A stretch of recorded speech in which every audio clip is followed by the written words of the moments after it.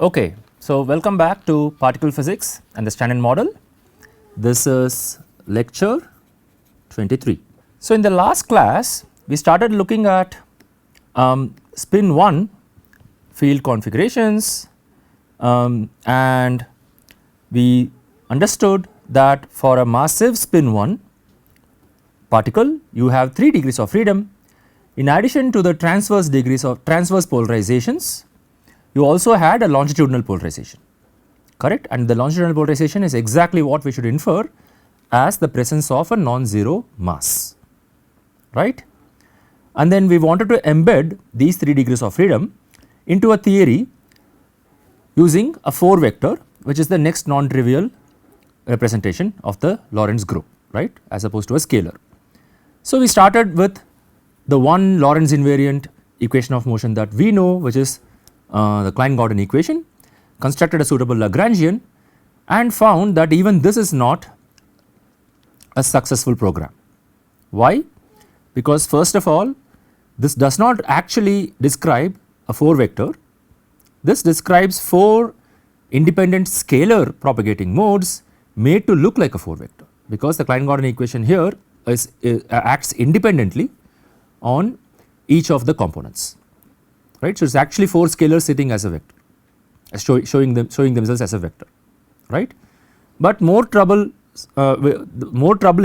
is the fact that if you compute the energy density from the energy momentum tensor, you find that there are some of these independent modes that carry negative energy. So they are not positive definite, right. So what should we do? We should try to look for other Lorentz invariant terms that can be written down in Lagrangian and see what the equation of motion gives us, okay. So until now we have been doing the reverse, we guessed the equation of motion and then we got to the Lagrangian, but we should start getting used to the art of guessing what the terms in a Lagrangian should be and then normalizing it suitably and so on, okay, because the Lagrangian which gets into the action is more fundamental than the equation of motion itself, right. The Lagrangian is what actually knows about the symmetries in your problem, alright. Let us see, do we have another Lorentz invariant term here? It turns out that indeed we do. There is one more Lorentz invariant kinetic term, because remember there is a kinetic term, right. Can you guess what that could be? You just have to manipulate the contravariant and covariant indices to see what that should be. That is simply let me slightly rewrite it, that is simply contraction of covariant and contravariant indices between the field and the derivative. That is absolutely possible, right. Why should I only contract derivative with derivative and field with field? I can also do field with derivative and derivative with field. I just need Lorentz invariance, agreed. Okay. Now with this term, let us see if we can write down a generic Lagrangian. So I am going to call the coefficients A and B, okay, because it is a generic Lagrangian. So I start with this Lagrangian that we had already, okay. Notice that I have moved some of the fields around, I am moving I have rearranged the order of the field and the derivative, correct. That is totally possible because I can do integration by parts and then I will end up with a total derivative term which vanishes on the surface in the action, correct. We have been doing this all the time, correct, even in classical mechanics. So that is what I am doing here.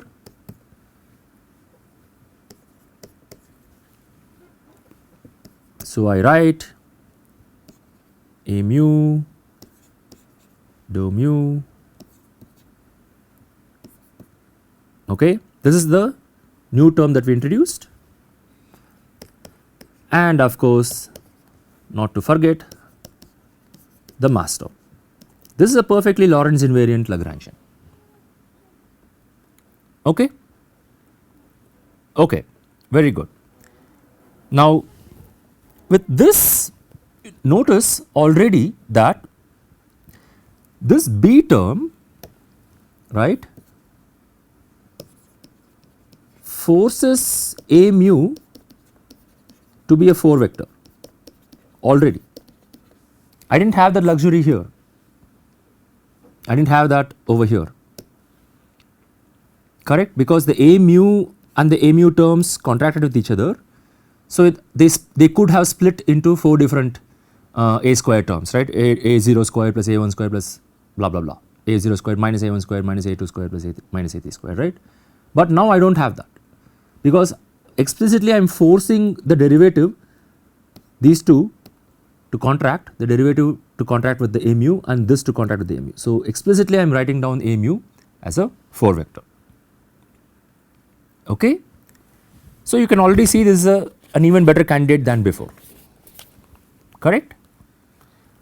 Now let us do other tests. Let us check what the equation of motion is. Okay. So what is the equation of motion? I get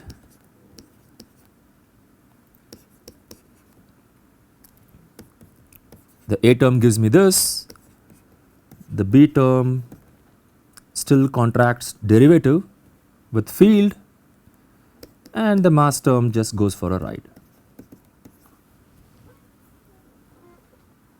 Okay. Now keep this in mind, we are going to come back to this equation of motion. Okay. This still has not told me that I have embedded 3 degrees of freedom into a 4 vector, right. To see where that has happened, I am going to take the derivative of the equation of motion itself, okay, this being the equation of motion out here. What happens if I do that? And I am taking a derivative with respect to the mu index, okay. Then I get, do you agree that A and B now get together and I am left with the box term? Agree? The mu here now hits this mu, right, and I can do a change of indices basically, I end up with a box term, correct. Okay.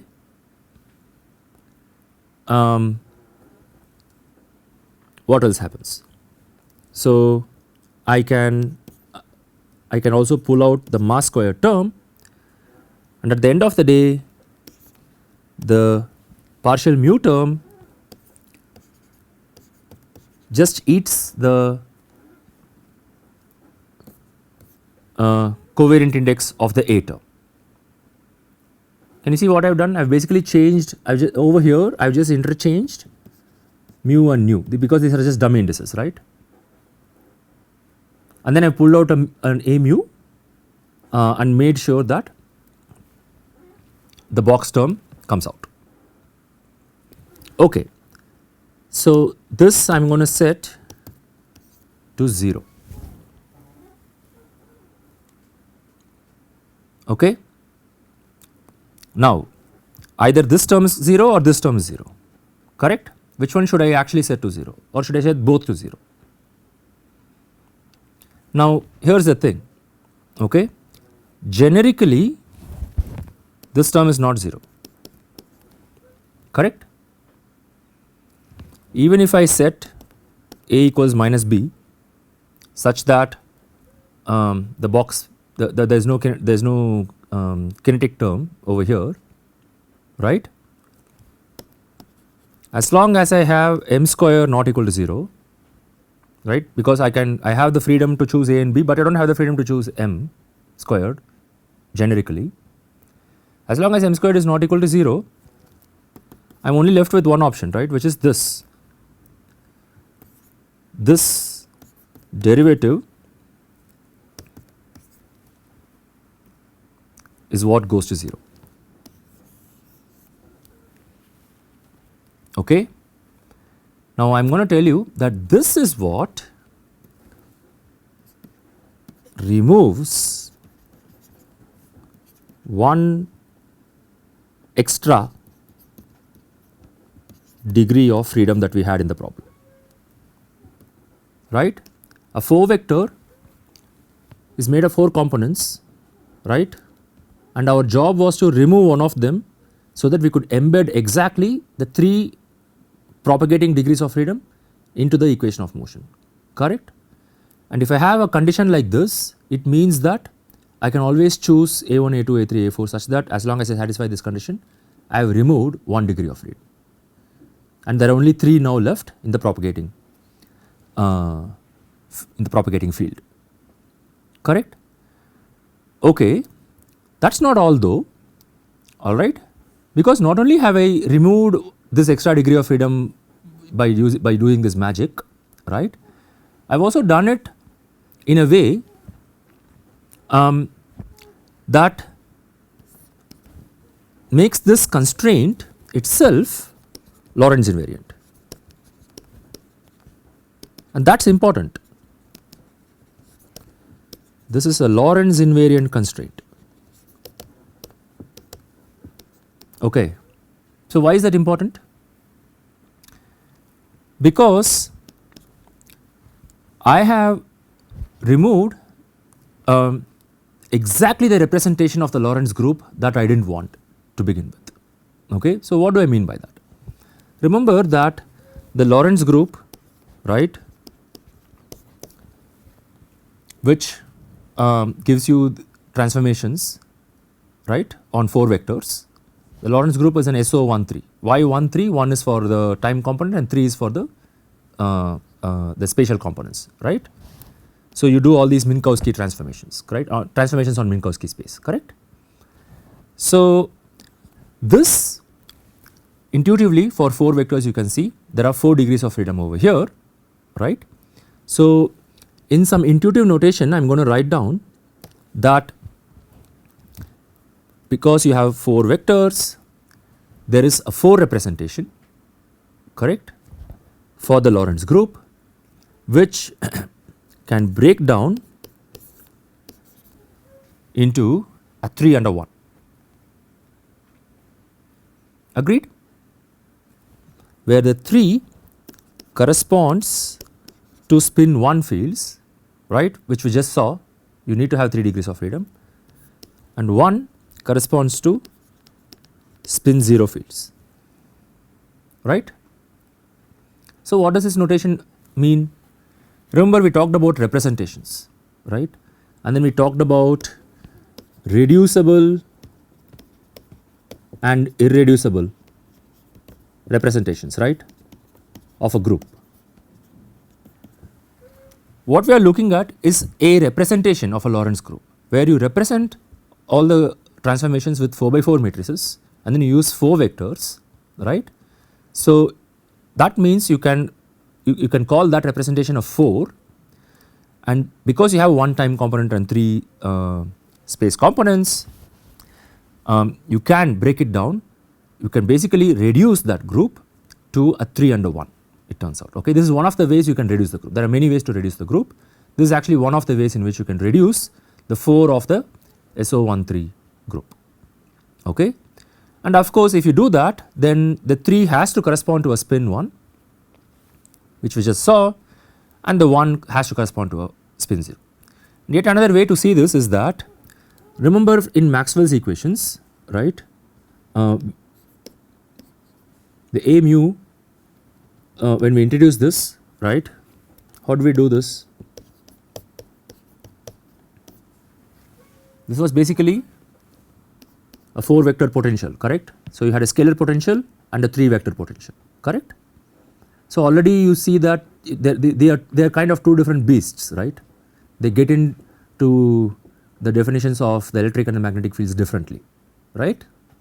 So that already gave you a hint that there is a scalar sitting inside this A mu and a vector sitting inside the A mu, and this is what we are aiming for, correct, for 3 degrees of freedom, right. It is not quite a 3 vector in real space, a spin 1 particle is not that, but this gives you an idea of how this breaks down into a 1 and a 3, right.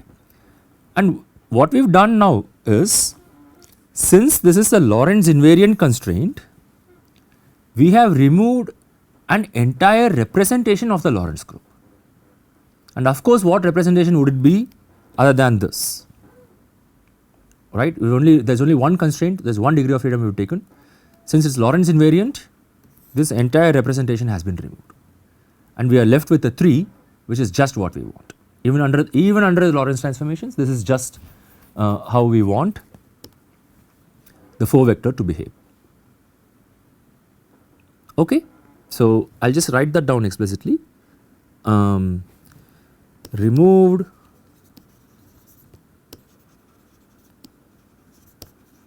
unwanted spin 0 component. Remember that in our earlier treatment, this was kind of the problem we had, right.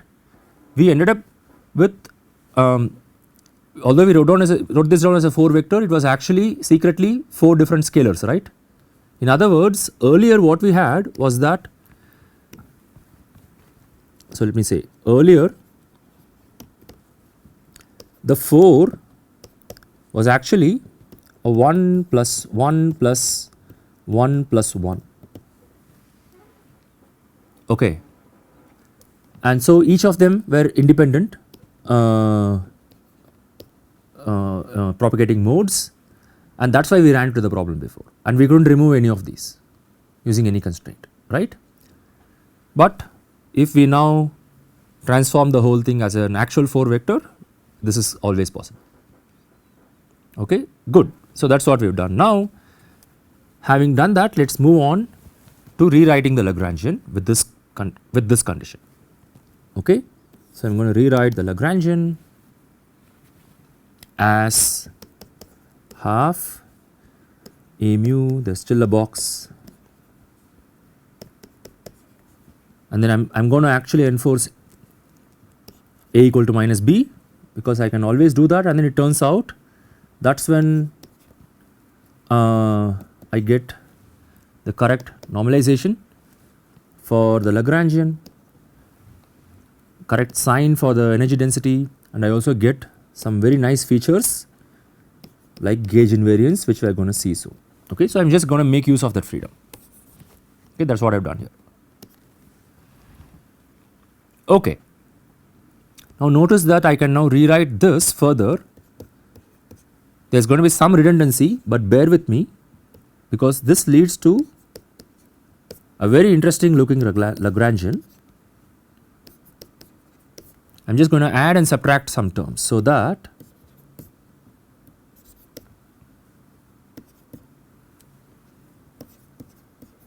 I can condense the whole thing, okay. Give me a second. So this is what we have now. You can see what I have added and subtracted, right. You can see the terms that I have introduced, okay. Now what I am going to do is define this whole object as an f mu nu. Do you agree that this is a tensor now? A Lorentz tensor of rank 2, right? There are 2 indices, right? And of course I hit it with another with upper indices, and the mass term goes along for a ride. Remember this f mu nu? Of course you do, right? This is nothing but the Maxwell tensor. Remember we wrote this in terms of E's and B's, correct, in the covariant formulation of Maxwell's equations. That is exactly what this is, okay. Now in field theory we call it by a different name.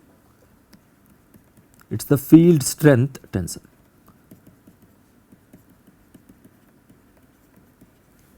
And since it is a tensor, again I need to have covariant and contravariant indices, as I do, and this whole term is of course a Lorentz, this whole thing is a Lorentz invariant structure. All the indices are correctly contracted, correct? Okay. So that Lagrangian has a name, let me just write it here. This is called the Proca Lagrangian.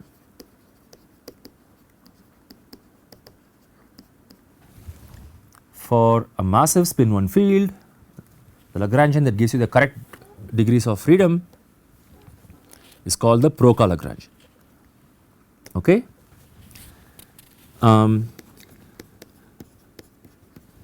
And that gives rise to the equation of motion also, which is called the Proca equation. Okay. And that equation of motion looks like this. So, d mu nu f mu nu plus m square a nu equal to 0. Okay, that is your equation of motion. Good. Remember, if I did not have m square, what is this? This is one of the two Maxwell equations, right, in covariant form. Agreed? Of course, for source free terms, that is what we are doing here. Now, with a mass added, this is what you get. So, one fun exercise that you can do is to now use this equation of motion and go back and write the Maxwell's equations for a massive field, okay, and see how things look like. Alright. You do not have to introduce a source term for this. Okay. Now, this form of writing it, to me at least, it looks a bit confusing. So, I prefer the expanded version of this.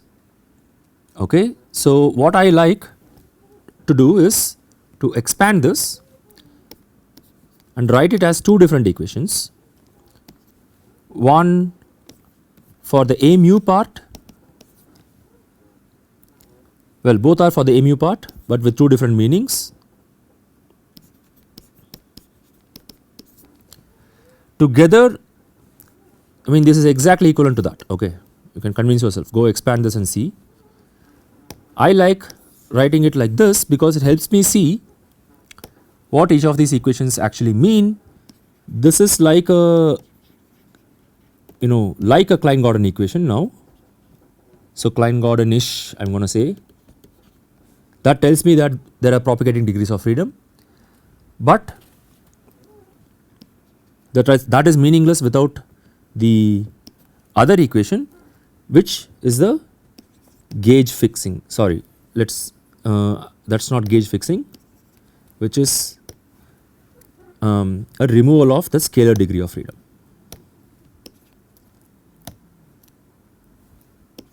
Scalar degree of freedom removed. Okay, very good. Now, this condition has a name, the condition that we put in by taking the derivative of the equation of motion, right? What is the name? It is a slightly confusing name. It is called a Lorenz gauge condition. Notice that I said Lorenz, I did not say Lorentz, right? Let me write that down. So, it is not equal to Lorentz. This really used to confuse me.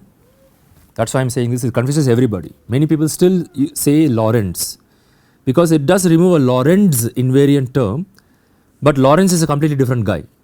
Okay. So, this is the guy who found the gauge condition that you need. Well, it is not really a gauge condition, it is a condition that comes from the equation of motion, but removing the degree of freedom this way was due to Lorenz, completely different guy. Alright. Okay. Now, one neat thing can already be seen in the Lagrangian when you write it this way. Okay.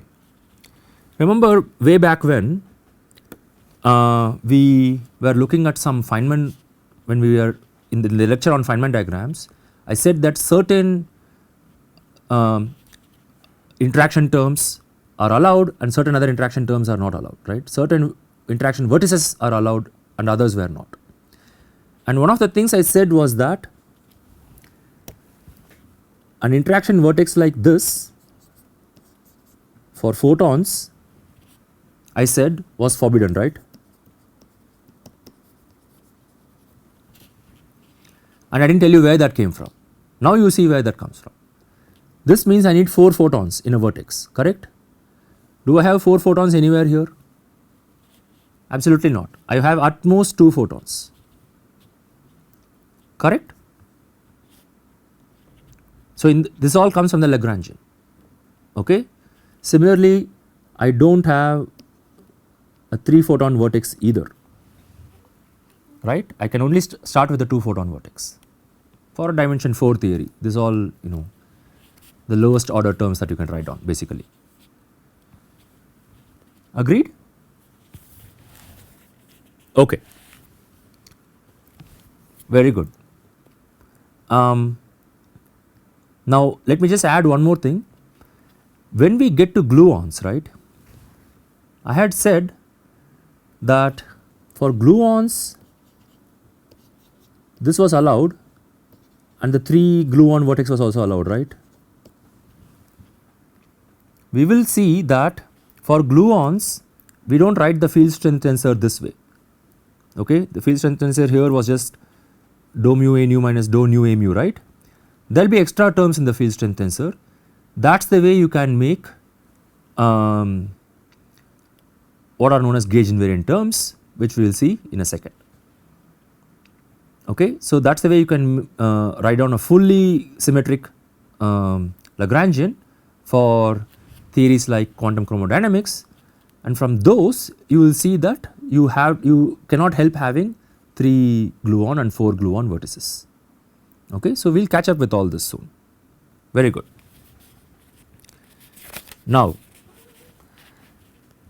there is one other thing we need to check, okay. All of this has been a success so far, but we are still to check the positive definiteness of the energy density, right, okay. So the energy density, I encourage you to now go use the energy momentum tensor, get the T00 component, go ahead and find that you are getting something sensible. You get an E square plus B square over half over 2 plus a mass term, and thankfully everything that it multiplies is positive definite, okay. So